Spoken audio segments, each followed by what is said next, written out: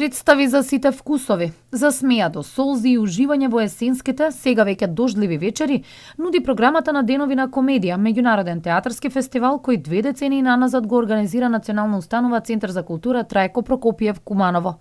Викендов како и досега, репертоарот шаренолик и интригантен, допадлив и неодминлив, велат организаторите. 6 октомври ја понуди албанската драма која ги одушеви кумановчани.